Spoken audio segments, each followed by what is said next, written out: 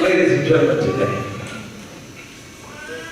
as we look at this prophet, preacher by the name of Elijah.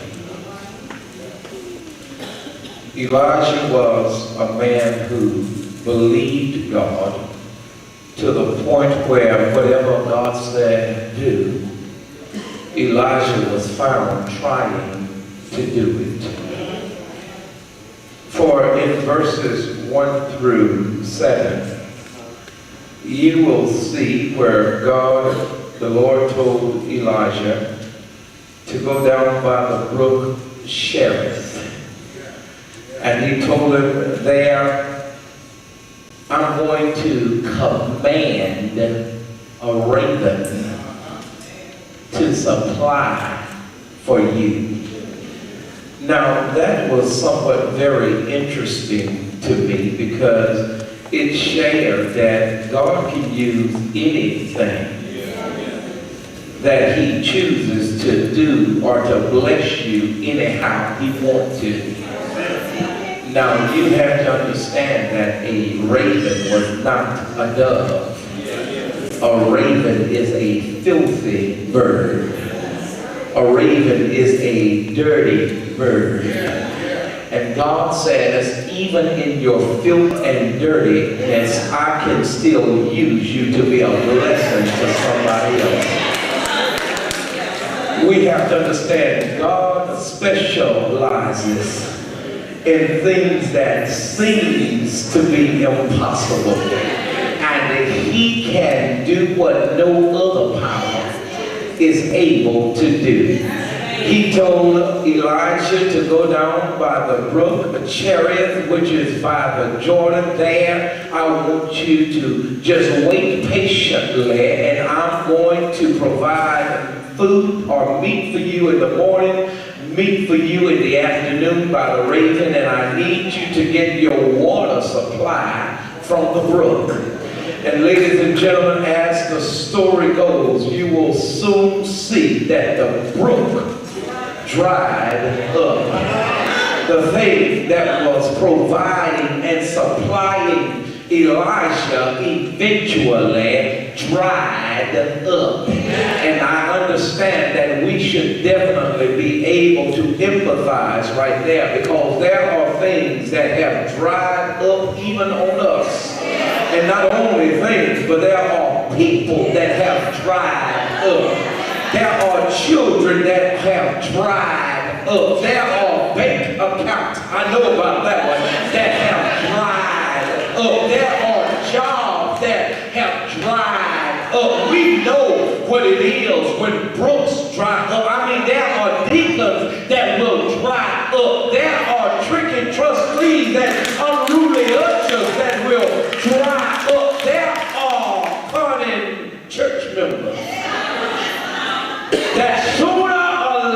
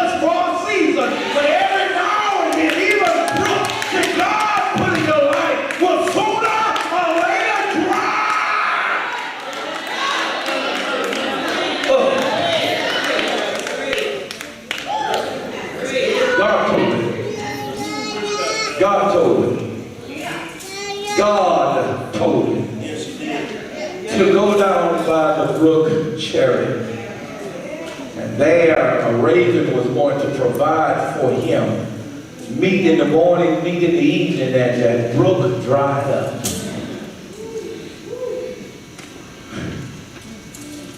Because there had not been any rain in the land. No more water was being produced. And eventually, when everything keeps going out and nothing comes in, whatever your brook is going to dry up. When you keep giving out love, but no love is being reciprocated. I think I'm on somebody's street. After a while, that brook is going to dry up. When you keep taking money out the bank and ain't putting any in the bank, that brook is sooner or later going to dry up. Verse 8 says, and the word of the Lord came unto him, saying, arise, get thee to Zarephath, which belongeth to Zidon, and live there, stay there. And I want you to understand something. I have commanded a widow woman there to make sure that your needs are taken care of. God said, get up. After the brook had dried up, God told him to get up. Don't miss that. After the brook has dried up, God then told him to get up. Now hold on, because you got to understand, somebody here, you might be having problems with God right now. Because you feel like the brook that you had that dried up on you, God gave it to you. It's true. God will even give you brooks that'll dry up every now and then. But understand, when he dries up one brook, he is making provision for a bigger brook. But a whole lot of us will be stuck and stagnated on that brook there and won't progress to the next brook until that brook dries up.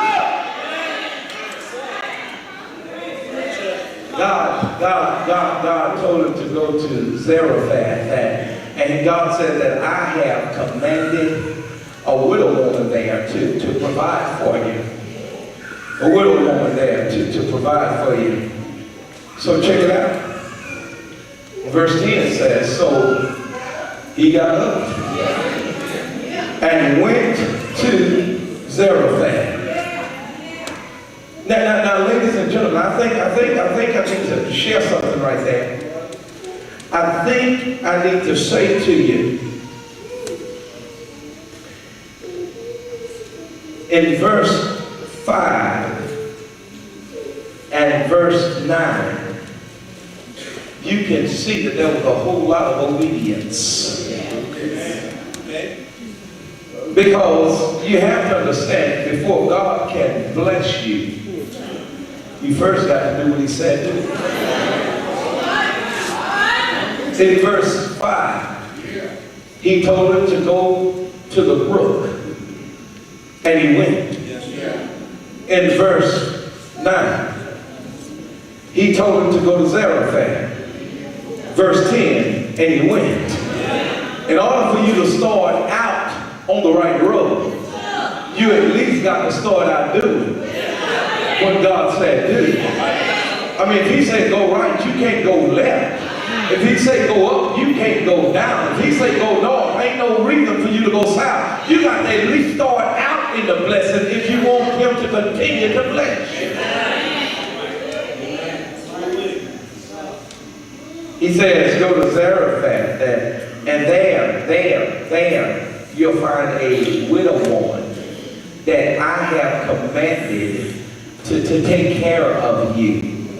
He got up, he went, and the Bible says that as he arrived at the gate of the city, here is a widow woman. Now, what's interesting to me is God never told him the widow woman's name. Nor did he say how the widow woman was going to look. But when he got to the city, and you do know widows are women that were married whose husband is now dead. Now, even if she were not wearing a ring, how did he know that she just wasn't a single woman of the city?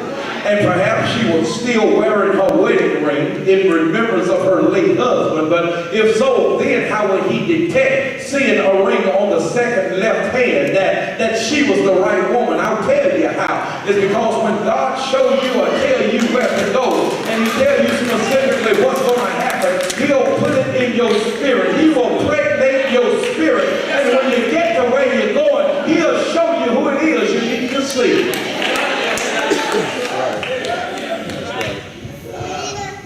He got just to the gate. And just this woman was going to get sticks. She was out getting sticks so that she could go home, make a fire, because she was going to make a cake for her and her son. They were going to eat it and die. But here comes a preacher. And I told him this morning, this had to be an African-American Baptist preacher of the Missionary Baptist Church. Because check out what this fella did. He said, hey woman, fetch me some water. And the word fetch there is not being used in a disrespectful manner. That was simply the way they talked. So as the woman is going to get him water, he says, by the way, bring me some bread in your hand.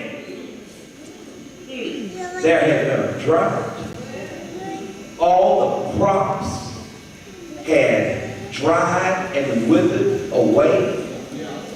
And here comes this Baptist preacher, this African-American Baptist preacher from DeSoto, Texas, that lives in Cedar Hill. Here comes this African-American preacher saying, hold on, baby, I know you're going to give me some water, but where you going? I need something to eat too. She said, well, hold on, preacher. We got a problem. And the problem is that I ain't got none. I ain't got no bread. I know you said you're hungry. I can handle the water, but I ain't got no bread. I mean, it had rain. Everything around here is all dried up. I just don't have it. He says, now hold on. I need some water and some bread. She says, I don't have it. But I got a little oil and I got a little beer. And what I'm going to do, I'm going to make a cake, me and my son, we're going to eat it, and we're going to die. He said, baby, hold on. You said you ain't got none. However, you do have some meal and some oil. See, you might not have your blessing in its manifested state. But if you got what it takes to get to your blessing, if you got the ingredients to put in to make your blessing what God told you your blessing was going to be, all you got to do is just do what the Word of God said do, and then watch God do the rest. And God puts it like this. He'll just open up the windows of the heaven and just pour out so many blessings that you won't even have enough room to receive.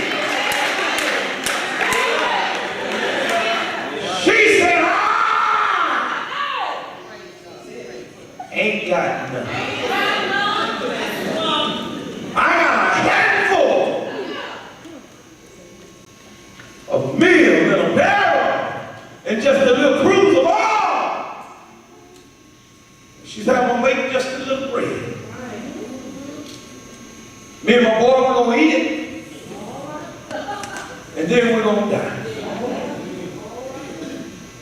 He says, hold on, baby. I like what you said, but I want to change the chronicle order. I want to change the chronological order of the way you need to do it. You make the cake first. Then you bring it to me. And after I eat, then you go back and make you some more. And you and your boy eat off of the rest. She said, well, hold on, baby. I done told you, I ain't got it. I don't have enough to do all that. I just got a little meal and a little oil. I'm going to make a little cake. Me and my little boy going to eat the little cake and die. He says, well, listen. Do what I asked you to do. Do what I asked you to do. And your little will become a lot. I just said something to somebody in here. If you would just trust God enough to be God and stop looking at what you don't have and do what's right by what you do have, your little can become a lot. I hear all of y'all, oh Lord, increase and enlarge my territory. The reason God can't enlarge and make your little a lot is because you won't do right by the little of what you already got. And if you ain't doing right with the little, why should he trust you with a lot?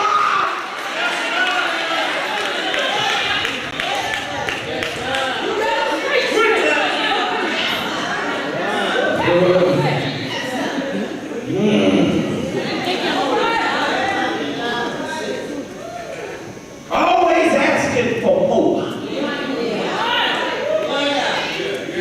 Always wanting more. Well, baby, let me tell you, if you are faithful over a few things, God said, I'll make you rule over.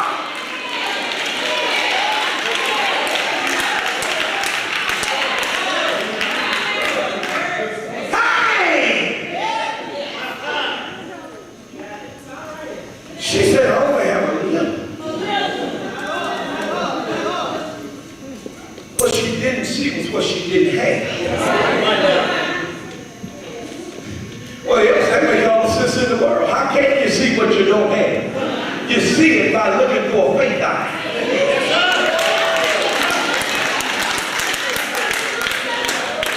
You see it by looking through a faith eye. An eye that might not see, but that believe that God is still in charge. And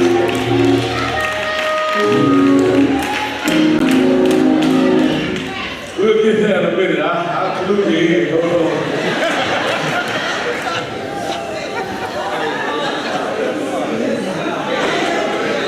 Faith eye. So check out what she did. Verse 5 says,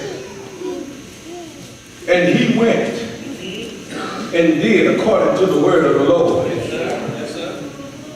Verse 10 says, and he arose and went to Zarephath. Y'all see that? Verse 15 says, and she went and did according to the saying of Elijah. He did what the Lord told him to do in verse 5. He did what the Lord told him to do in verse 10. She did what the preacher told her to do in verse 15. And it ain't so much that she was minding the preacher, but the preacher was a proxy of God. And anytime I stand and represent God, it ain't listening to me, it's listening to what God got to say through me. You ain't got to follow my lead, but listen to God. God talks through his preacher.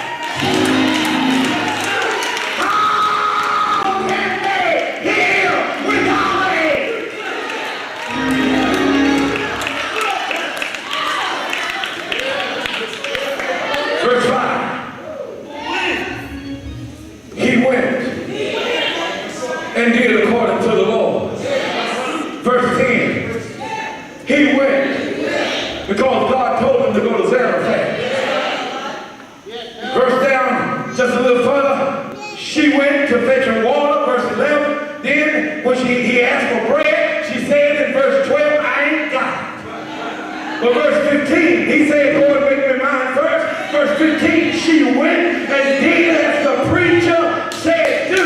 Why? Because the preacher was representing God, and God told him that she was going to provide. And check this out, check this out. Even though she did not know that she was going to bless him, what she really didn't know was he was going to bless her.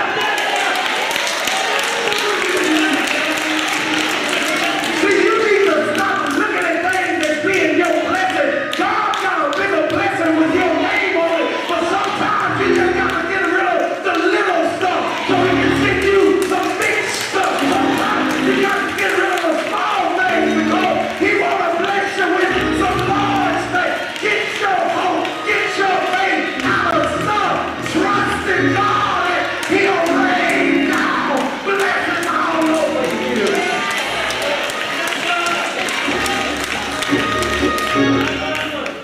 So the Bible says, now, oh, I got to change so I can finish. So the Bible says that he told her to go in and make mine first. She told him in verse 12 that I just don't have it. But I told you a while ago, you can't look at what you don't have.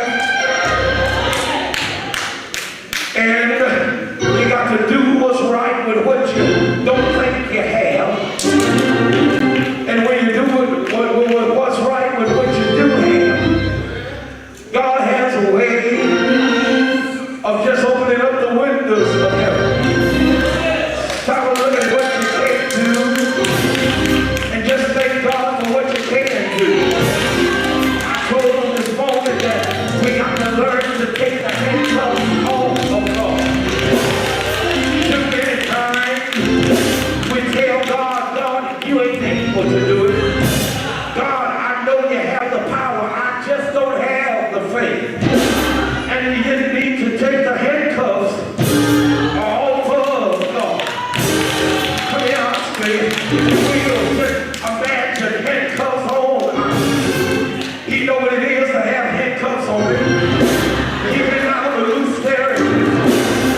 So he know what it is to have some handcuffs. And don't you see how we handcuff God? We tie his hands behind his back. And then we say, Father, help me over here. He said, I want to, but you got me locked up. I'm trying to, but you got me chained up. I want to, but you got me taken all up. And I tell you what, if you free me, if you use your key of faith and let me go, if you just trust in me, my handcuffs can come off, and I can reach out to you. My handcuffs can come off, I can stretch my hand to you. If you just take the handcuffs off, I can make a way out of no way. If you just take the handcuffs off, I can open doors that just hold in your face. If you just take off the handcuffs, I can bless you real good. The Bible says, and I heard him say, just fix me my verse. In verse 15, the Bible says that she went and did as Elijah said. And after she brought him his cake, she thought it was all over. And I heard him say, go back and get some more. She said, well, baby, hold on. I told you I just had a little cruise with a little oil. I just had a little meal in a little bucket. But the Bible says that she told her to go on back and fix some more cakes. And I heard her say, since you said do it, I'm going to walk in the kitchen. And the Bible teaches us, when you read just a little deeper, that when she walked in the kitchen, she got that oil, she got that flour. The more she poured, the more she had. The more she poured, the more she had. The more she poured, the more she had. I want you to know that when you just trust in Jesus, he has a way that can just open up the floodgates and bless you real good.